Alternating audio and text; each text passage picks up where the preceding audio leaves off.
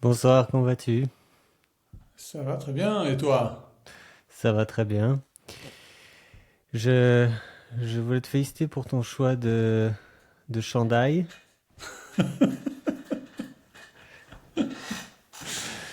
Ça change, hein? Oui, ouais, c'est pas mal. J'ai lu que les couleurs portées par les hommes, la variété des couleurs portées par les hommes s'était effondrée depuis il y a 100 ans. Et je me suis dit qu'il fallait remettre un peu de couleur. C'est pareil avec les voitures, tu sais, la gamme de couleurs de voitures disponibles sur les carrosseries s'est réduite complètement. Aujourd'hui, c'est Euh, toujours des bleus, gris, parfois bordeaux. Mais à part ça, ça reste assez terne. Et donc, j'ai décidé, j'ai craqué pour ce pull marin rose fluo. Ça change ouais. un peu. Non, mais c'est vrai, avec les voitures, je crois que de temps en temps, ils mettent. Il y a une couleur qui est un peu la couleur de sortie, qui est la carte originale. Et sinon, tout le reste du temps, c'est de plus en plus restreint. Et d'ailleurs, j'ai découvert à ce propos que Euh, je me disais, bah, dans un pays où il y a beaucoup de soleil, il vaut mieux avoir une voiture blanche parce que on a moins besoin de la refroidir, enfin, de la climatiser, donc on fait des économies d'énergie. Et en fait, il s'avère que comme la peinture blanche, il faut en mettre plus de couches, ça alourdit la voiture. Et que, en fait, l'un dans l'autre par rapport à une voiture noire, c'est pas si net. Donc c'est assez curieux. Mais oui, les couleurs, enfin, moi je vois beaucoup ça évidemment avec les petits enfants, quand on choisit des vêtements pour les enfants. C'est assez étonnant en fait,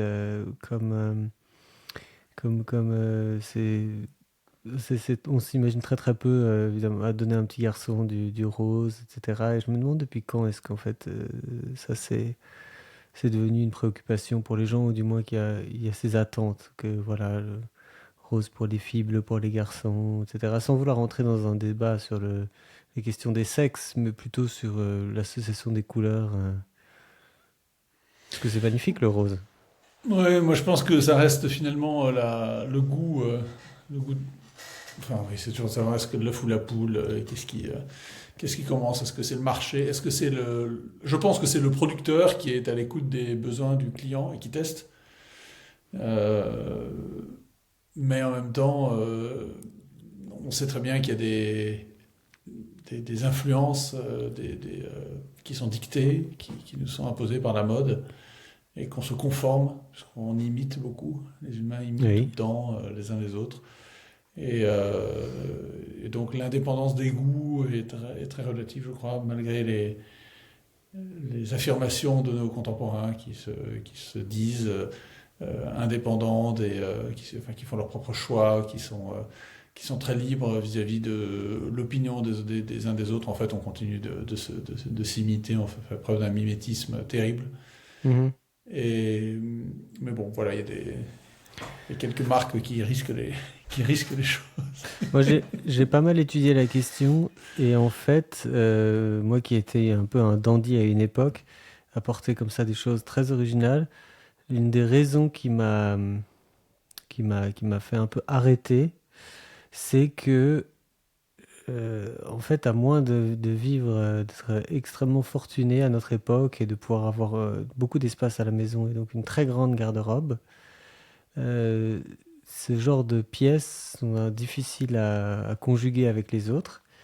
Et par conséquent, quand on veut simplifier la vie au quotidien, on ouvre son armoire, on veut que ce qu'on appelle une garde-robe capsule. On veut que les choses, chacun des pantalons, des chemises, etc., puissent passer l'un avec l'autre sans avoir à se poser trop de questions. On en vient assez vite à éliminer les couleurs, en fait. Enfin, du moins des couleurs un peu originales. Et ça c'est quelque chose qui m'a conduit dans cette direction, effectivement, à rationaliser, simplifier, etc. Et puis, il y a aussi un autre élément, c'est qu'à mon sens, euh, les couleurs, en fait, enfin, dans la manière extravagante de s'habiller est souvent proportionnée à la, comment dire, à la beauté de la personne qui les porte. C'est-à-dire qu'une personne qui est pas remarquable physiquement en tant que telle a justement besoin de ces accessoires ou de ces couleurs pétantes et pour se faire remarquer, pour sortir du lot. Mais en revanche, les personnes qui sont déjà remarquées comme ça, c'est la fameuse expression un rien l'habille. Ces personnes-là, si elles s'habillent de façon extravagante, ce qui est tout à fait possible, et elles sont encore plus belles, mais elles vont encore plus sortir du lot, encore plus se distinguer, avoir encore plus attirer les regards et les remarques, etc. Et ça, c'est, je crois, quelque chose qui aussi contribue à freiner cette tendance. Si tu vois ce que je veux dire.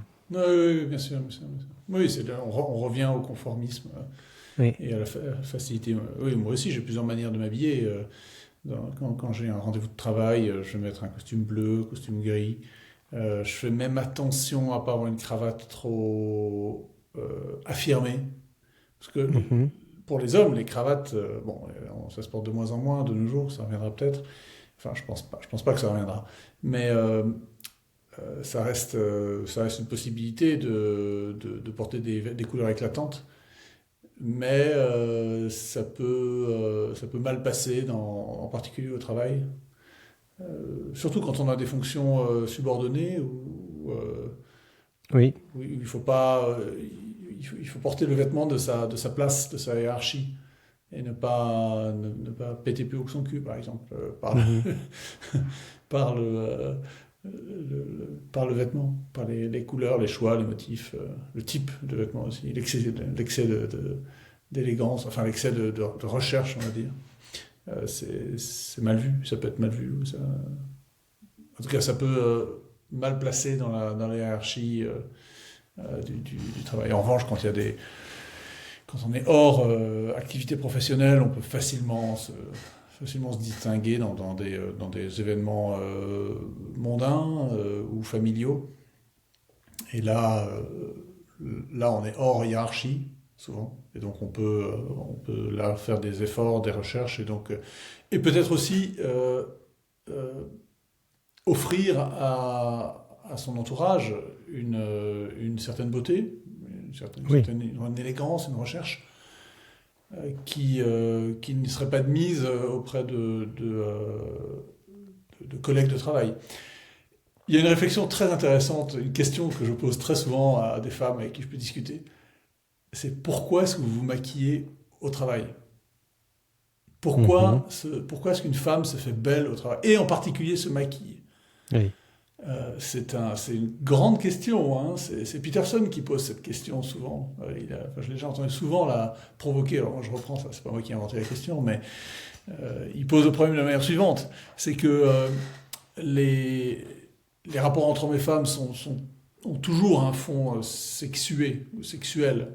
Oui. Il s'agit pas, ça ne veut pas dire on veut se reproduire avec toutes les femmes qui sont autour de soi au travail, par exemple, c'est pas ça. Oui. Mais c'est qu'il y a toujours une relation de séduction possible. Mhm. Et dans le milieu du travail, en tout cas dans le tertiaire et dans les bureaux, dans les fonctions un peu élevées, les hommes et les femmes sont mélangés depuis peu de temps. Ça fait peu de temps que les femmes exercent toutes les mêmes fonctions que les hommes. Enfin, l'ensemble des métiers sont accessibles aux femmes. Métiers qui étaient autrefois parfois, par coutume, par tradition, par convention sociale, réservés aux femmes, aux hommes. Oui.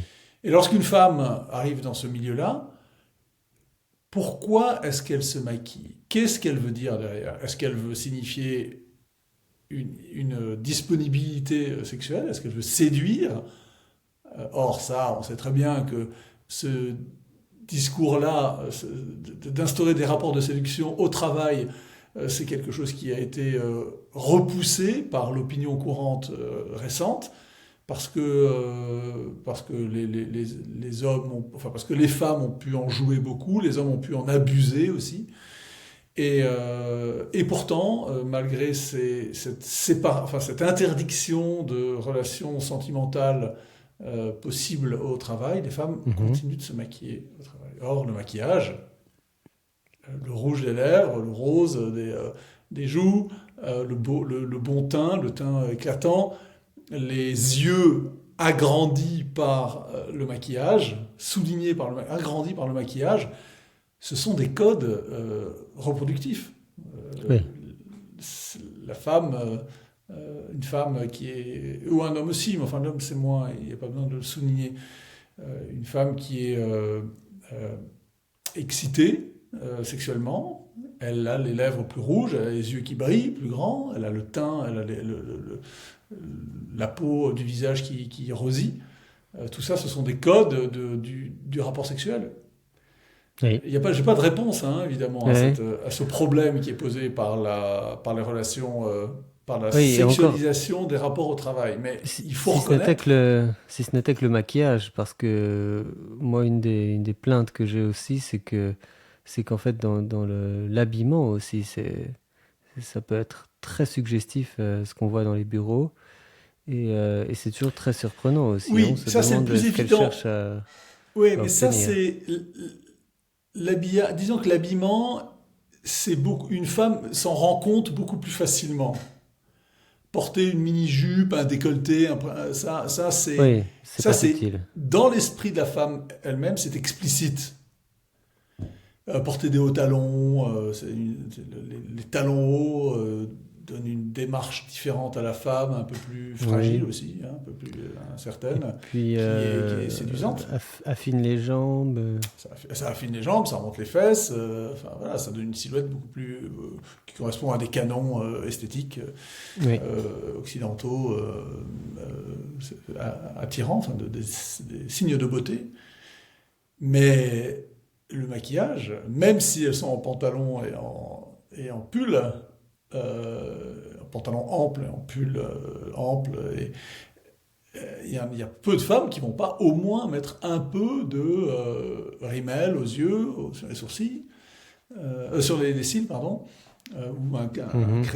un crayon sous les yeux, un peu de rouge à lèvres, même discret, pas forcément un rouge pétard, mais se colorer un peu. Et ça, il y a quelque chose de pas réglé encore, hein, de pas bien compris, sans doute de pas assumé, parce qu'on peut pas à la fois réclamer l'égalité méritocratique, c'est-à-dire sur les talents, déterminés sur le talent uniquement, sur le savoir-faire, sur La l'excellence au compétence. travail à proprement parler, Oui. et en même temps, et donc exclure de fait toute faveur ou tout intérêt sexuel de séduction possible, je dis possible toujours, hein, Mhm. c'est une espèce d'ambiance qui est établie par le comportement des femmes et des hommes évidemment aussi, et puis en même temps se maquiller.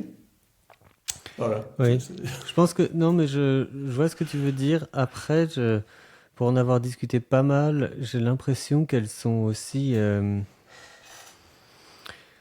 Bon, c'est aussi une manière de se présenter sur leur meilleur jour. C'est-à-dire que, en fait, le maquillage, c'est une extension du fait de se coiffer pour un homme.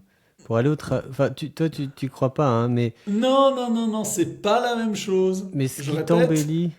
le rouge aux lèvres, le rose aux joues et les yeux brillants, enfin je vais être explicite, Oui. c'est comme ça que le visage d'une femme se transforme dans l'acte sexuel, dans la jouissance sexuelle. Mhm. C'est pas la même chose que de se coiffer. C'est pas la même chose que d'avoir des vêtements propres ou bien coupés. C'est du caractère reproductif explicite. Mhm. Oui. Enfin explicite, pardon, qui n'a pas d'autre sens. Tu peux pas lui donner d'autre justification. Or, pour une femme, se faire belle, c'est montrer qu'elle est euh, désirable sexuellement. Enfin, pour un homme aussi, désirable. Enfin, et encore, pour l'homme, c'est pas la même chose. L'attrait sexuel d'un homme ne se limite pas à son physique. Ça compte, Oui. mais c'est pas d'abord ça. Ça va être son statut socio-économique, Mhm.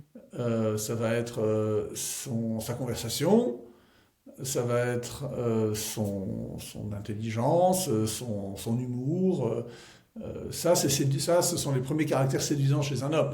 Évidemment, il ne faut pas qu'il soit repoussant, mais cela dit, il y a tellement d'exemples d'hommes repoussants qui sont avec enfin, qui ont un grand succès avec les femmes, Oui. qu'il faut conclure que les caractères physiques de l'homme comptent beaucoup moins pour les femmes que les caractères physiques des femmes pour les hommes. Mhm. Et donc, là, moi, enfin, ma compréhension, mon interprétation du maquillage pour les femmes, je crois il est univoque, hein. Il n'y a pas à se dire, oui, c'est pour qu'elles se présentent sous leur meilleur jour. Oui, mais c'est quoi le meilleur jour pour une femme? Ben, le meilleur jour pour une femme, il se trouve qu'elle utilise les signes, elle reproduit sur son visage les signes du coït, quoi. Ouais, je vois ce que tu veux dire. À la fois, je suis pas parfaitement convaincu. Enfin, je continue de croire que, Ben, offre une autre interprétation. bah oui, justement, que si tu veux, si tu prends pour un homme, donc les signes enfin, pas de disponibilité reproductive, mais de, qui font D'attrait. qu'il est le plus attirant possible, ça va être donc une certaine, euh, une certaine ligne du corps, donc des La bonne épaules assez santé, oui, une bonne larges, voilà, santé. Mhm. une bonne santé, une taille relativement étroite, etc. Ce qui sont évidemment des choses qui sont faites pour être soulignées quand on porte un costume. Donc justement, qui accentue les épaules et qui affine la taille, etc. Enfin, qui donc se présenter sous son meilleur jour pour un homme au travail, et sachant que le travail je pense qu'on est tous d'accord sur ça, est une extension de la guerre, de l'armée, du combat, de l'organisation guerrière. Euh, donc on est là pour justement montrer sa force, ses attributs. Et Affirmer sa position dans la hiérarchie. oui, mais même au-delà de ça, sur le marché, en fait. Ouais. Impressionner les concurrents si on est si on est un événement, euh, inspirer confiance et puis montrer qu'on est audacieux, qu'on est sûr de soi au client potentiel quand on essaie de le convaincre. Et toutes ces choses-là passent par une bonne dose de charme aussi. Et donc, pas seulement de faire la démonstration de la force, mais aussi du charme. D'où l'importance aussi pour un homme de bien représenter la société, en fait, de la meilleure manière qu'il peut. Et alors, tu me dis que donc les femmes sont dans le registre de la reproduction. Donc, si on essaie de supposer qu'elles ont d'autres registres, par exemple le registre la mère en colère qui voit que son enfant comment dire, est en danger et donc qui va tout à coup faire les gros yeux et essayer d'impressionner la personne qui met son enfant en danger. Donc là, on aurait un autre registre pour la femme.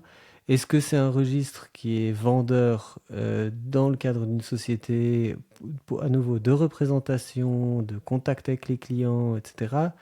Je ne suis pas certain, et donc c'est peut-être pour ça qu'elles se rabattent sur ce premier vocabulaire-là. Et ce vocabulaire enfin, tu sais mieux que moi que pour vendre quelque chose, il faut quand même faire appel évidemment à la raison, mais principalement au sentiment.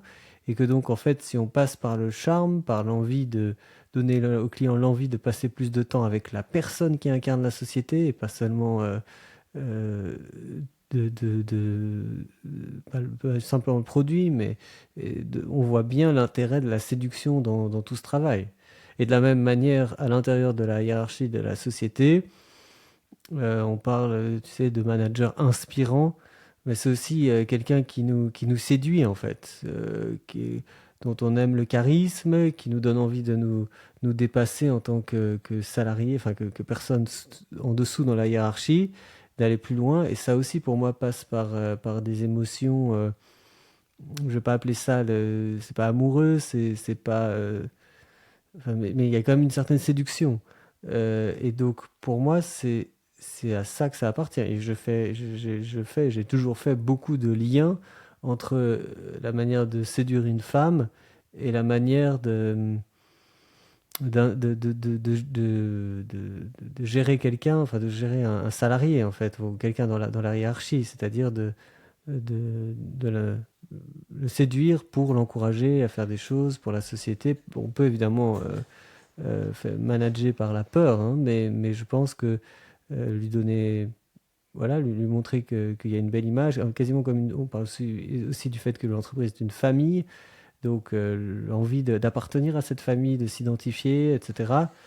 Tout ça me paraît lié en fait. Un autre exemple, pour les hommes évidemment, beaucoup de choses passent par la voiture. Et les salariés sont généralement très fiers que leur patron roule dans une belle voiture. C'est quelque chose même qu'ils attendent. Et donc, il n'y a pas vraiment d'utilité en soi, hein, mais c'est à nouveau de la représentation, l'image qu'on projette, etc. Et donc, moi, je le lis à ça. Et peut-être effectivement qu'il y a comme tu dis, il y a des moments où ça dérape dans le sens où les femmes vont trop utiliser ces codes de la séduction, enfin, ou de la reproduction à l'intérieur du travail et que ça va créer, comment dire, des turbulences parce que justement, on est un peu sorti du cadre et il faut pas non plus exagérer. Mais moi, je maintiens que ça correspond à ça en fait. On veut être entouré de gens qui sont beaux, qui sont attirants et qui sont au maximum de leur pouvoir de séduction, en fait. Tout ça est vrai, Mhm. mais je vais tout de suite à la cause finale. Et la cause finale de la séduction, de l'attrait, etc., c'est Oui. malgré tout la reproduction. Et, euh, et c'est la seule chose qui demeure, enfin, c'est ce qui reste derrière, quoi. C'est le fond, c'est le fond de la scène sur lequel il peut se passer beaucoup, beaucoup d'autres choses que tu as décrites, mais mais qui sont toutes soutenues, qui n'ont de sens que dans ce cadre, dans ce décor de la Mhm. reproduction. euh, du succès. Enfin, l'homme est évidemment beaucoup plus sophistiqué qu'un cerf avec sa harde de biche. C'est pas ça. Mais C'est beaucoup plus complexe. Mais ouais. au fond, il y a des invariants. Non, non, mais alors, sur ce point-là, je te rejoins parfaitement et j'irais même beaucoup plus loin. Peut-être que tu te souviens de ça, mais il y a une théorie du marketing qui dit que, en fait, de la même manière que nos cerveaux, qu'on a trois cerveaux, donc un cerveau reptilien, un cerveau mammifère qui est venu se greffer par-dessus au cours de l'évolution, et puis le néocortex qui est donc notre cerveau d'Homo sapiens. Les, ces trois cerveaux sont, comment dire, on les active de façon à différents moments et surtout en fait ils fonctionnent pas exactement de la même manière, notamment ils n'utilisent pas la même quantité d'énergie. Et donc le cerveau qui est tout le temps actif et qui utilise très peu d'énergie, c'est justement ce cerveau reptilien qui est le plus ancien et qui a justement, qui apparemment opère sur trois modes lorsqu'il rencontre quelque chose sur son chemin. Il se pose trois questions quand il est. Et donc, en fait, c'est des conseils qu'on donne aux publicitaires en leur disant quand vous créez votre message, faites en sorte qu'il s'adresse d'abord au cerveau reptilien des gens, parce que c'est comme ça que quand ils avancent dans leur vie, ils sont pas vraiment en train de tout analyser avec beaucoup de détails, parce que ça demande beaucoup d'énergie. Ils réagissent de façon instinctive, et cet instinct reptilien, c'est face à quelque chose, c'est est-ce que je dois le tuer? Est-ce que je dois le manger ou est-ce que je dois m'accoupler avec? Ce sont les trois questions que se pose le cerveau. Et donc, et alors, en fait, derrière, c'est est-ce que cette chose, donc je vois une publicité de voiture, est-ce que cette chose qu'on me propose va me permettre d'avancer sur l'un de ces trois points? Donc, est-ce que je vais pouvoir la manger? Ben non. Est-ce que je vais être obligé de la tuer pour ma propre survie? Non. Est-ce qu'elle va me permettre de m'accoupler, la voiture? Alors, ça dépend du modèle, mais là, on commence à discuter. D'où, et alors, ce que racontait ce marketeur qui a créé cette théorie, c'était que notamment, c'était une des raisons pour lesquelles aussi on donnait souvent aux voitures des formes un peu félines ou des formes animales, justement pour tout de suite évoquer quelque chose aux gens dès qu'ils la voient, soit la terreur, soit d'autres choses. Et, euh, et, euh, et donc, oui, là, je te rejoins tout à fait que est-ce que je dois m'accoupler avec est une question primordiale quand quand on rencontre quoi que ce soit, en fait. Donc, enfin, si cette théorie est vraie. Mais ça m'amène à un sujet pour revenir un peu à la question du vêtement, ou plutôt de l'évolution des codes vestimentaires. Es-tu d'accord avec moi pour dire que de plus en plus, les gens s'habillent comme des jeunes, et particulièrement, en fait, refusent de s'habiller de leur âge, de vieillir, en fait. Parce que ça, c'est quelque chose que je ressens assez fort, notamment avec les gens qui portent, qui arrêtent de porter des cols et qui s'habillent, en fait, de plus en plus comme des enfants toute leur vie. Euh, je vais. Oui, c'est le constat le plus évident qui a été fait maintes fois, et je vais essayer de le contester parce que. Pour faire progresser les Euh, choses. non, mais c'est parce que moi j'ai tendance à penser, je suis sans doute un conservateur, mais j'ai tendance à penser que le fond humain ne change pas tellement. Oui. Stefan Zweig, alors c'est bon, je vais partir un peu dans tous les sens là, mais là, en général, lorsqu'on parle de ce sujet-là, je pense tout de suite au passage de Stefan Zweig dans Le Monde d'hier. Oui. Stefan Zweig, cet auteur autrichien, viennois, qui est mort, s'est suicidé en 1942 de désespoir au Brésil, parce qu'il voyait que son pays était aux mains d'un dictateur, que l'Europe qu'il avait tant aimée était en train de se suicider, et il va en faire de même. Et il parle de sa jeunesse, donc il est né vers 1880, et il raconte comme quand ils étaient jeunes, ses camarades et lui faisaient tout pour se vieillir. Et tous les jeunes hommes faisaient de même. Ils portaient des vêtements d'hommes, donc sombres, des cravates, des chapeaux. Très vite, ils faisaient pousser des poils sur le visage, donc une barbe, une moustache, pour parce que ça Oui, c'est vrai. vieillit, hein. Je me souviens de ça. Ça montre que tu es mûr physiquement. Euh, et ils se comportaient comme des hommes mûrs, avec des cannes, avec des chapeaux, enfin voilà, comme on s'habillait à la belle époque, quoi, vers 1900. Mhm. Et il remarque qu'après la guerre, après la Première Guerre mondiale, les, euh, les, les, les jeunes vont cesser d'imiter, de s'habiller comme les vieux, ils vont développer une mode particulière de leur âge, enfin de leur âge, c'est-à-dire propre à leur génération, et chaque génération depuis fait à peu près la même chose. La nouveauté que tu mentionnes, c'est que depuis 30 ans peut-être, et puis de façon de plus en plus accentuée, je pourrais mentionner par exemple les baskets que portent systématiquement tous les, tous les vieux, portent désormais tous des baskets, Oui. de mon âge ou les gens plus âgés. Euh, ça a commencé, je ne sais pas si tu te souviens de ce film, Le bonheur est dans le pré, avec, euh, Mhm. euh, avec Eddie Mitchell, et puis cet acteur dont le nom m'échappe, français, très connu. Je connais pas Euh, si bien le film que ça. bon, bref. C'est Et pas Thierry puis, Lhermitte non. non, non, non, non, plus mûr, plus âgé. Ok. Euh, Celui qui joue dans La Cage aux Folles. Non plus. Celui qui J'ai joue pas le, d'idée. le- Ok, bon, bref. Et puis il porte à un moment, et ce vieux là, vieux chef d'entreprise, bourgeois, se met à porter des Nike. Et alors, Mhm.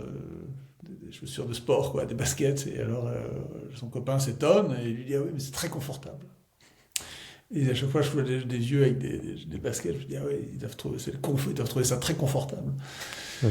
Euh, Et donc il y a ce passage qui est en fait ancien, hein, ce jeunisme à 100 ans. C'est pas quelque chose de récent. Ce mouvement a déjà été noté au début du XXe siècle. Enfin, a été remarqué au début du XXe siècle, est arrivé au début du XXe siècle, où les jeunes ont cessé de s'habiller comme des vieux, Et puis ensuite, les vieux se sont mis à s'habiller comme les jeunes.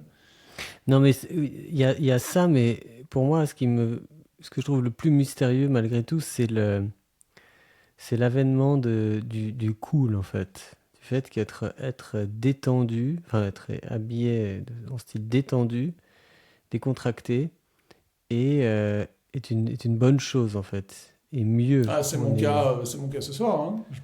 C'est du sportswear, hein. Je porte un pull marin, je suis pas en cravate comme toi, quoi. Oui, mais c'est... Enfin, ça reste assez formel. J'ai une chemise, hein. Tu vois, j'ai pas un t-shirt, quoi. oui, non, mais ce que je veux dire, c'est que c'est qu'en fait, c'est valorisé, en fait, d'être décontracté. Ce qui, je pense, était quelque chose qui n'existait pas avant. Enfin, j'ai du mal à imaginer qu'avant, on se disait que c'était une bonne chose que quelqu'un soit décontracté. Et je me demande, alors, pour moi, cet avènement, il date plutôt en fait, de l'invention du cool, qui est quelque chose plutôt des années 60. Mais j'ai du mal en fait, je me demande si ça va s'inverser un jour, parce que je vois que ça pénètre très profondément, que effectivement tout le monde se sent comme ça. Il y a quand même des éléments qui, pour moi, vont en sens inverse actuellement.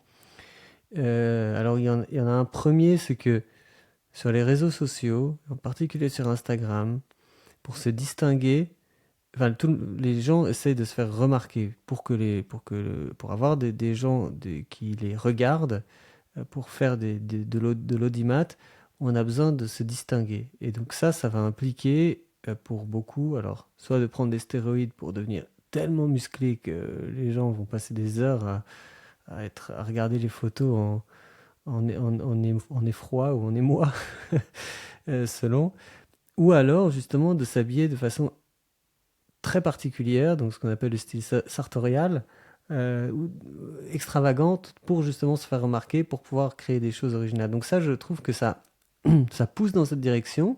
Alors c'est quelque chose qu'on remarquait déjà avec les célébrités, les chanteurs de rock, etc. Toutes ces personnes dont on a l'habitude que depuis très longtemps, les hommes vont mettre des bottes à talons, vont porter des tenues complètement incongrues dans les concerts. On est habitué à ça. Et ça, j'étais à un concert de Coldplay il y a quelques mois. Et c'est exactement ça, en fait. Je sais plus comment s'appelle le musicien, le chanteur phare.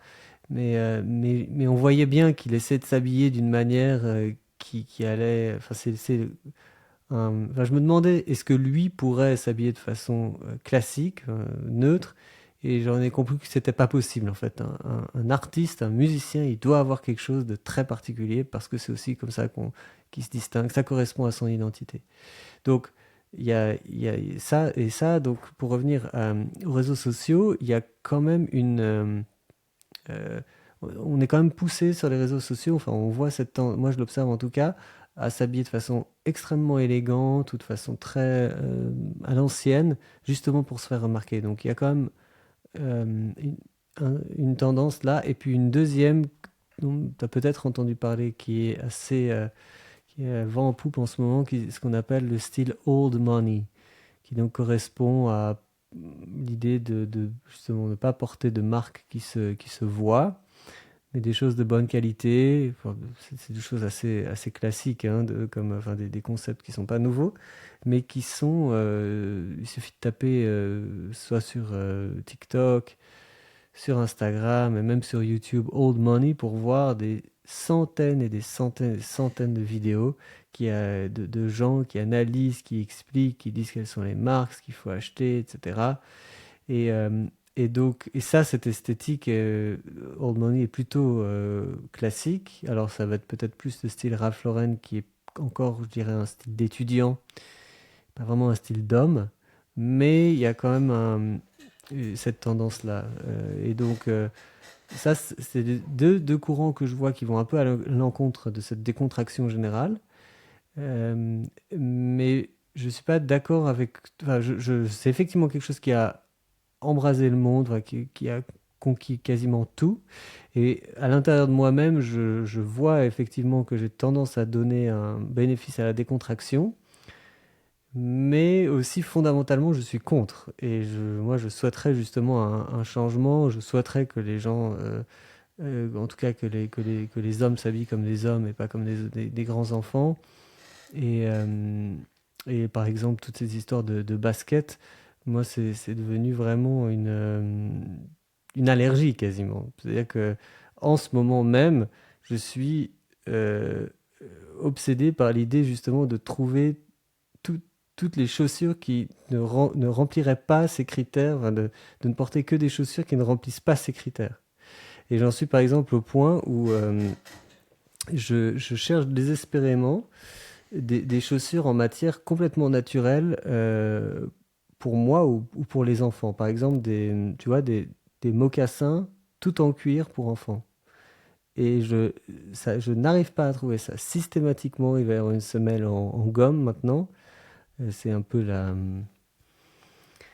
enfin, l'influence asiatique, des productions asiatiques qui en fait, ont révolutionné les baskets et puis qui viennent maintenant révolutionner les chaussures un peu plus élégantes.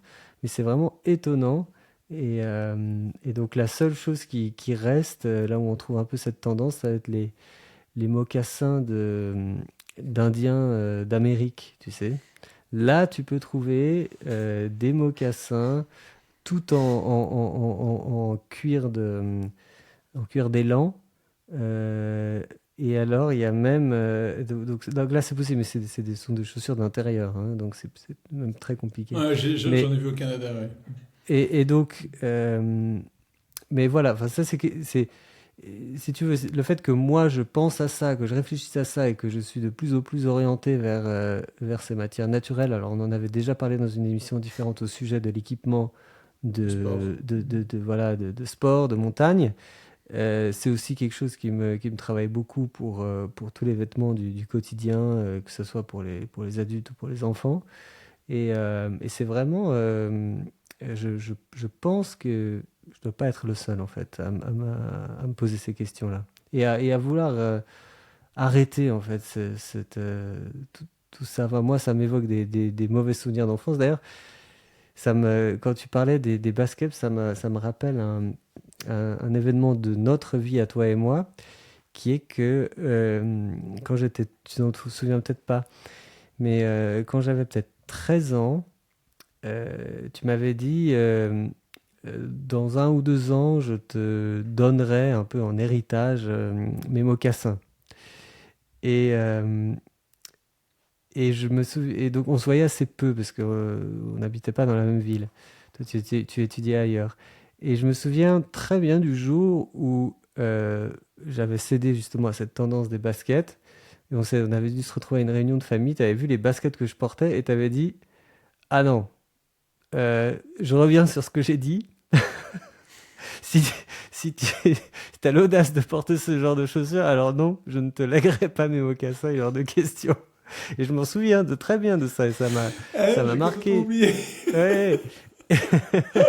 Et donc il y a vraiment et tu vois, enfin, peut-être que ça a forgé qui je suis aujourd'hui et aussi de faire bien une distinction entre ces chaussures d'enfant. Là, il se trouve qu'à l'époque, je me souviens très bien du modèle que c'était en fait des chaussures de skateboard. Donc c'était aussi des chaussures qui étaient très massives, beaucoup plus massives que ce qu'on voit comme. Ouais, t'as porté ça, toi? Ouais, ouais, bien sûr. Et, mais c'est vrai que voilà, il y a aussi un peu ça. Soit tu es dans un camp, soit tu es dans l'autre. Et c'est vrai que, comme tu dis, aujourd'hui, ça a complètement explosé. Ici à Zurich, c'est l'activité favorite de tous les banquiers de porter un costume avec des baskets blanches. Ils trouvent tous que c'est formidable. Et moi, c'est exactement l'inverse. C'est-à-dire que je me dis, ah, ben si tout le monde porte ça, c'est que c'est probablement pas la chose à faire. Il y a probablement des choses bien meilleures. Mais je parle là aussi d'un point de vue de santé, en fait. C'est qu'en fait, déjà ces chaussures, ces baskets, elles sont de piètre qualité. Et si vous voulez vous en convaincre, je vous invite à aller regarder une chaîne qui s'appelle Rose Anvil. Enfin, c'est le nom de de la personne, je crois, ou de l'atelier, qui est un Américain dont la spécialité c'est de découper les chaussures en deux. Il prend Ah, j'ai tous les jamais vu. modèles. Il est assez connu d'ailleurs. Ouais.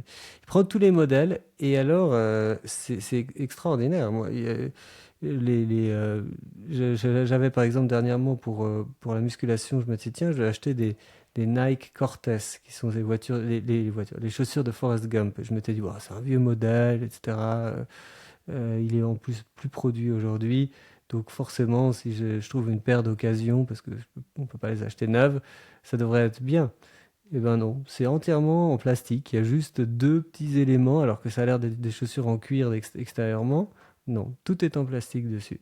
Et je trouve que ça n'a aucun sens, parce que évidemment ça vieillit moins bien, c'est dégueulasse, etc. Et, euh, et donc c'est devenu très très difficile de trouver des choses correctes.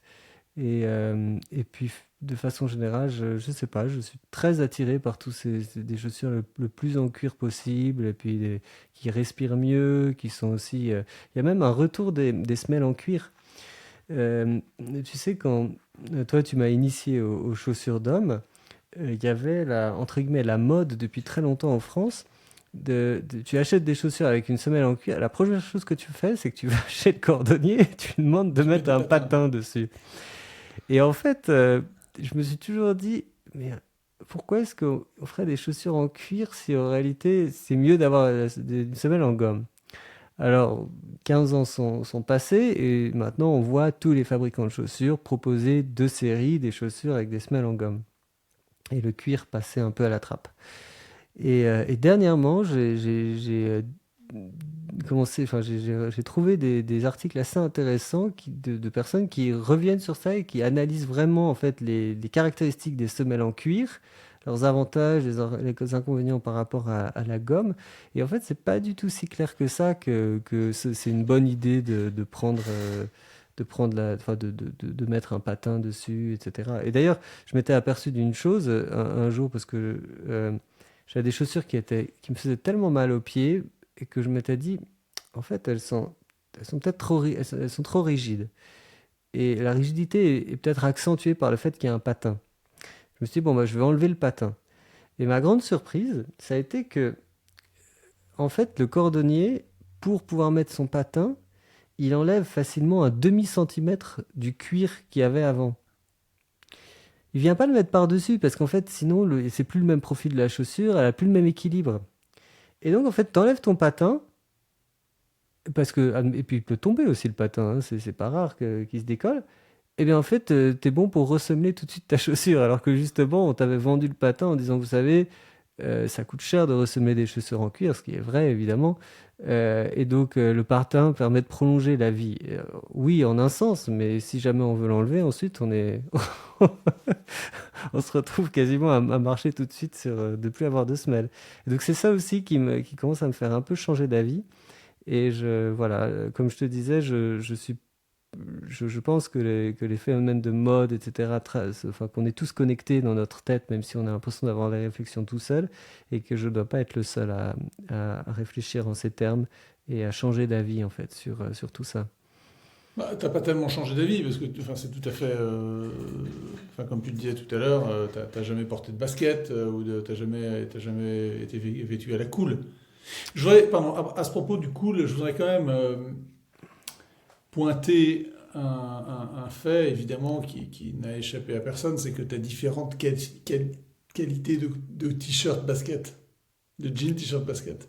Mhm. D'abord, donc tu as des baskets à 25 à 20 euros, et puis tu en as à 300 ou 400 euros. Enfin, Weston, Berluti, John Lobb font des baskets. Ouais. Ça dit, Berluti, je crois qu'ils en sont un peu revenus. Euh, et puis, tu as évidemment les t-shirts. C'est des t-shirts à 2 euros, et puis tu as des t-shirts à 250 euros quand ils sont griffés par Mhm. des grandes marques. Donc, tu as du faux cool, en fait. Du cool qui est extrêmement coûteux. Mais Alors, bon, mais ça ne change rien au fait de base qui est que ces gens-là s'habillent comme des. Tu disais comme des enfants. Non, ils s'habillent pas comme des enfants. Euh, ils s'habillent comme comme sans doute devaient être habillés les marins, enfin comme des travailleurs de force en fait. Alors oui, alors il y a ça, et il y a même évidemment une mode, la manière dont on appelle ça, c'est le workwear, qui est une tendance, effectivement. Oui, les Alors Timberland portaient des chaussures de chantier, ça existe depuis longtemps. Oui. voilà, ça, c'est vrai que c'est comme des... Alors c'est ça, mais c'est aujourd'hui, la raison pour laquelle je dis qu'ils s'habillent comme des enfants, c'est parce qu'en fait, je sais qu'ils s'habillent par opposition, parce qu'en fait, ils refusent de porter un costume et une cravate. Et donc, je dis qu'ils sont enfants parce qu'en fait, ils refusent la sagesse, enfin l'âge adulte. C'est plutôt ça. Je suis Non, d'accord moi je avec pense toi que que c'est c'est du pas niveau. exactement Alors, comme un. C'est. permets-moi d'être un peu Mhm. de contester ça. J'y ai pas pensé avant jusqu'à ce que j'analyse le fait. J'essaie de comprendre qu'est-ce que c'est, ce qu'est le t-shirt, basket, jean. C'est pas un vêtement d'enfant, c'est un vêtement de travailleur manuel. Et donc en fait, je pense que c'est plutôt un nivellement social. C'est un refus de la classe sociale, et ça c'est tout aussi puissant que le jeunisme. Oui, C'est c'est un vrai. nivellement des classes sociales, mais c'est un faux nivellement.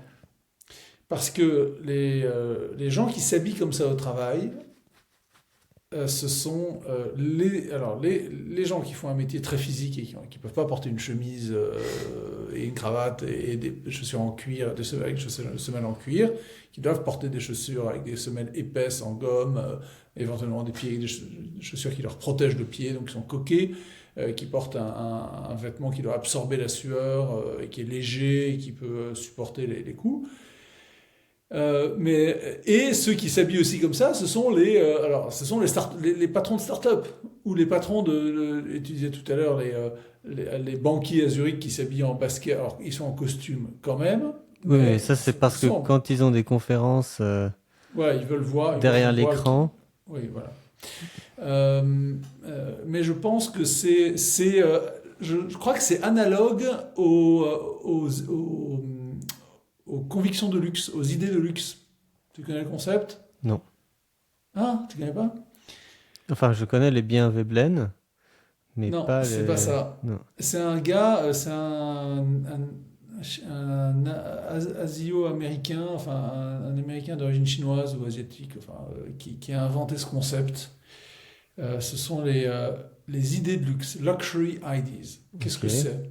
Ce sont des idées qui sont, en fait, ce sont des idées qui sont développées par la bourgeoisie pour se distinguer du peuple. Et les idées, Mhm. et c'est quelque chose d'assez ancien, ça date des années 20 en fait, où la bourgeoisie a commencé à adopter des idées révolutionnaires, à se passionner pour le socialisme, la liberté sexuelle, euh, le, euh, euh, oui, en particulier les idées socialistes, qui leur permettaient de se distinguer du peuple, par exemple l'antiracisme, partout absolu, se permettait de se distinguer du peuple qui avait des tendances xénophobes, naturelles, spontanées, comme toutes les sociétés humaines. Quoi. Oui. Elles développent des idées xénophobes. Et ces gens-là se sont mis à professer un socialisme, par exemple, donc la redistribution des richesses, une philoxénie, une xénophilie plutôt, c'est-à-dire l'amour de l'étranger, l'accueil à tout prix, et puis l'amour libre aussi. Et, Euh, et et ces le idées-là, snobisme aussi, non? Enfin, alors c'est un peu. ils le font par snobisme, mais Oui. c'est une manière particulière, c'est une nouvelle forme de snobisme. Pourquoi? C'est que donc ils ont des idées très avant-gardistes, genre, enfin c'était des idées avant-gardistes, Mhm. c'est là encore un peu, enfin, si on veut, qui leur permettent de se distinguer du peuple qui a encore des idées, la propriété privée, l'importance de la propriété privée, de l'héritage, de l'identité, c'est un mot complexe, mais enfin, en gros, de l'identité du groupe national Mhm. ou ethnique, de la stabilité familiale, de la religion aussi, l'importance de la religion. Et ces riches, ces bourgeois qui adoptent ces idées-là, en fait, n'en subissent pas les conséquences. Parce que les conséquences du socialisme, c'est l'appauvrissement général. Oui. Les conséquences de la xénophilie, eh ben, c'est qu'en fait, tu te mets à vivre, enfin, tu es obligé de vivre avec des gens qui ont des styles de vie très différents de toi, des opinions très différentes, et qui créent des grandes tensions entre les groupes sociaux, très souvent. Oui. Or, ces bourgeois ne vivent pas avec ces immigrés qui arrivent, ils sont dans les quartiers privilégiés.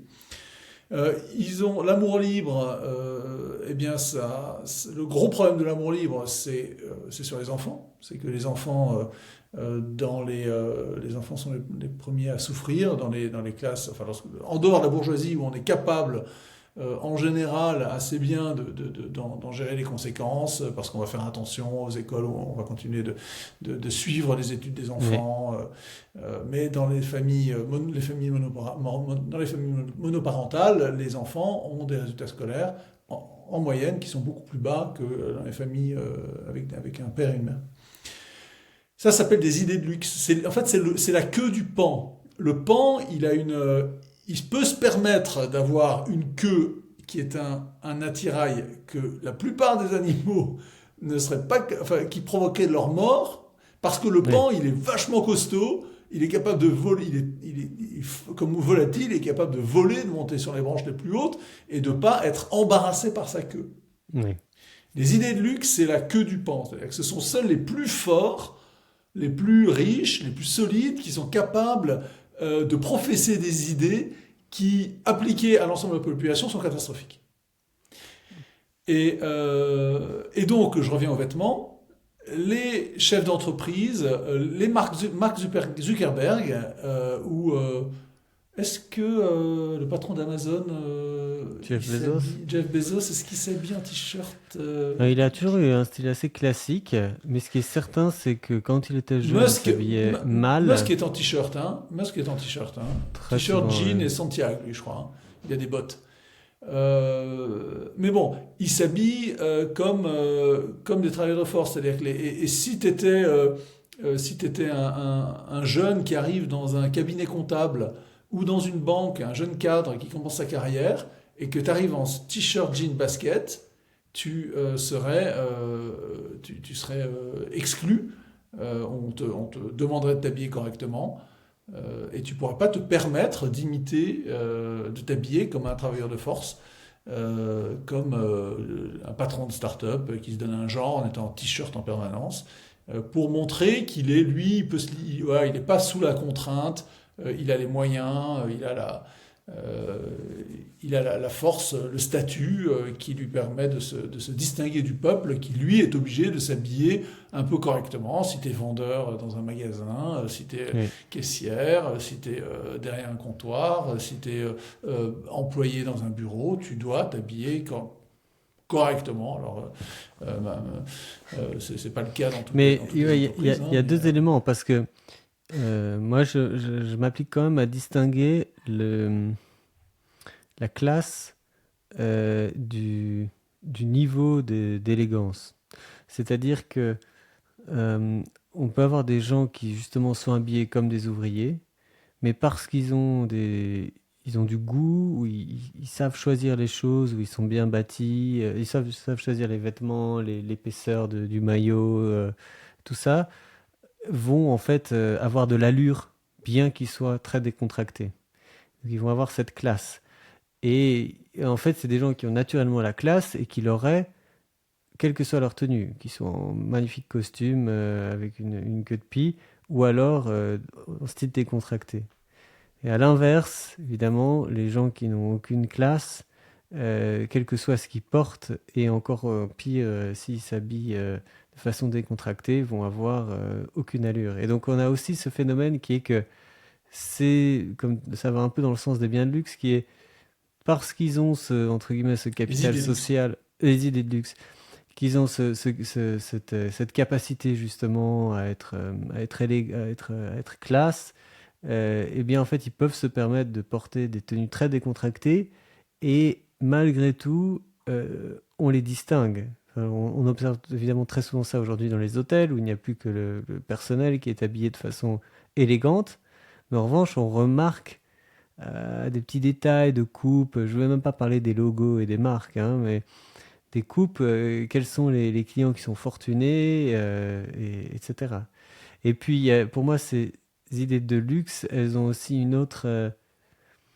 Pour moi, il y a aussi un peu c'est un peu dans le snobisme, ça va dans le sens du snobisme, mais aussi un peu de la haine enfin, ou de la jalousie vis-à-vis des gens qui sont en ascension sociale.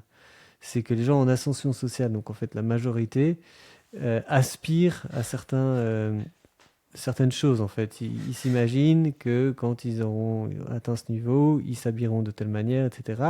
Et qu'en fait, les gens qui sont déjà à ce niveau cassent cet idéal en fait, leur brisent leurs rêves en s'habillant encore de façon plus décontractée et en, ouais, en tuant le jeu en fait. Alors que justement, ces gens aspireraient à devenir un peu à s'habiller comme des princes, comme des rois. Et en fait, les rois d'aujourd'hui ne s'habillent plus du tout comme ça. Et donc, en fait, ils cassent le jeu. Et ça, je trouve ça pas très. Enfin, je soupçonne qu'en fait, ça soit un peu de la jalousie ou une manière de fermer la porte derrière eux. Ah, On mais oui, parle mais de les ces idées de luxe. luxe, c'est ça. Ouais. C'est tout à fait ça. Et là, je pense qu'on a établi un lien là entre la façon dont on s'habille et puis Oui, la manière dont on cherche à se distinguer du reste. Enfin, en tout cas, les élites s'habillent de cette manière-là pour se distinguer, pour casser, comme tu dis, les barreaux de l'échelle, oui. tout comme ils le font avec les idées, pour toujours se distinguer avec des nouvelles idées complètement farfelues qui, lorsqu'elles sont appliquées au reste de la population, donnent des catastrophes. Euh, et là, avec les vêtements, je pense que c'est pareil. Tout à fait. Bien, bah, c'est un bon moment pour s'arrêter, je pense. Je te Très remercie. intéressant. Ouais, Bon sujet, bonne discussion. très bien. Bonne soirée, hein. Salut. Salut, à bientôt.